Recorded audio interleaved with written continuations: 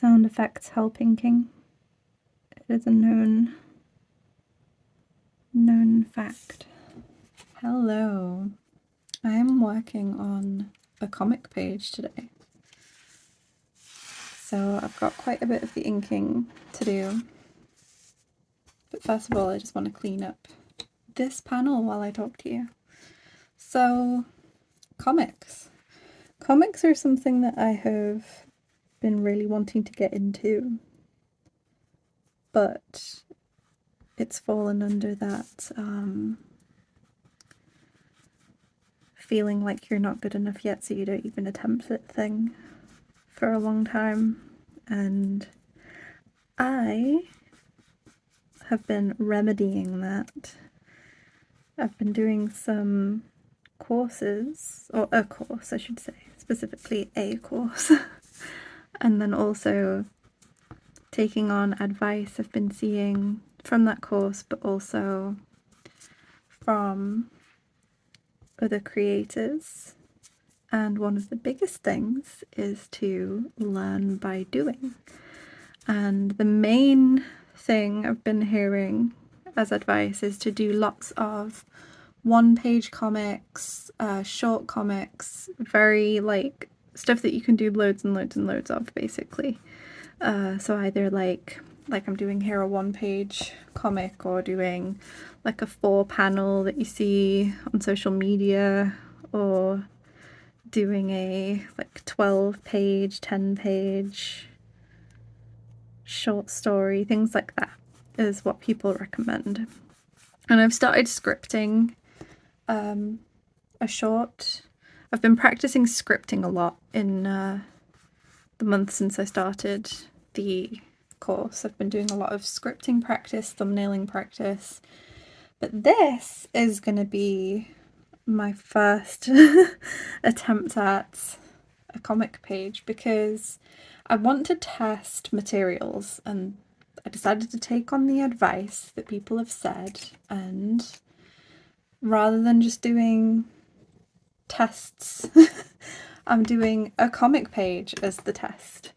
So I started by doing the scripting, and then I had like a rough,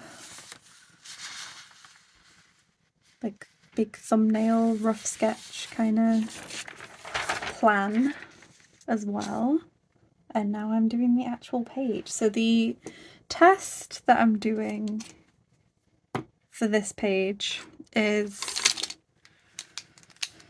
doing the entire thing traditionally. That is the test.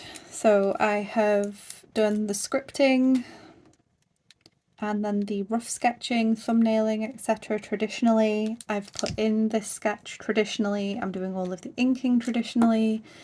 And then I'm going to paint it traditionally. So this is going to be a ink and watercolour illustration, not illustration, an ink and watercolour comic page. And that is what I am testing. I'm just getting all of my pens out. See which ones I need. Don't think I need that one for now. So the idea is to test the process and how I enjoy doing a full page with it being entirely traditionally. I also have some other methods that I want to test, and for those obviously I'm going to do their own comic pages and things to test out what I want to do. I have a piece of paper, there we go. So what is this page? That's probably a good thing to think about as well. Oh, I will answer that after I say this. So this is the brush pen I'm using, the Pigma FB. It's like a fine felt tip. And then I've got a series of Microns in different sizes. And this was the pencil that I used, which has HB lead in it. There we go. There's your supplies. And the paper I'm using is Saunders Waterford hot pressed 10 by 7 inch watercolour paper. So there you go. Those are all the supplies. Okay, this video didn't end up going as planned, as is evidenced by my existence here as a voiceover speaking to you now. This was originally supposed to be about a 45-minute long drawing session of real-time footage and me talking to you in real time as I'm drawing, which you saw the beginning of just now. However, when I started drawing, as I found out during the editing, for the first about 8-10 minutes of me drawing, about 50% of the time it's unfocused entirely and you can't see the drawing. So I've had to pivot the idea of this video a little bit, and what I've decided to do is just edit out everything that's unfocused, and then to make the video more cohesively edited, I've done that with the rest of the footage. I am, of course, not going to be able to condense down over half an hour of me talking into like 7 minutes, but I am going to go over a few of the points that I talked about in that video. And what I might also do for anyone curious about the original video, I am still thinking of releasing it as a video, but I might put it onto something like Patreon as like a part of the free tier or something, because I'm currently setting up a Patreon and I do want to have some things on there to be able to see for free as well. So that way people can at least hear the things I was talking about in that, and because I was reflecting a lot on things like my studying and facing art fairs and all of that kind of stuff was in the video. But let's use the time I have in this video to talk about a few of those things shortened down. So first of all, what is this comic page? This is a one-page comic based on a tale of Loki and Idun. So when I was designing this page, I played around with a few different ideas because I could have done a self-contained story, but what I decided to actually do was view the page as if you had opened a comic book to a random page. And I based the story of that fake comic book on the tale of Loki and Idun. And if you're unfamiliar with that tale, it's from the Prose Edda, and it is of specifically the scene in that tale where Loki goes to rescue Idun and takes on the form of a falcon, or it can be a hawk, depending on where you read the story, but I went with falcon. And in order to rescue Idun, he has to turn her into a nut and then fly away with her. But halfway back to Asgard, he gets found out and then promptly chased. And that particular scene is what I did in this comic page. And doing this page ended up making me actually kind of interested in maybe making a short of the whole story. But we'll see about that. For now, I just want to get the material tests done. I do have the problem of having loads and loads and loads of ideas, and I do end up just having to pick one at a time because I am a human with only 2 hands and only so much time in the day and only so much energy.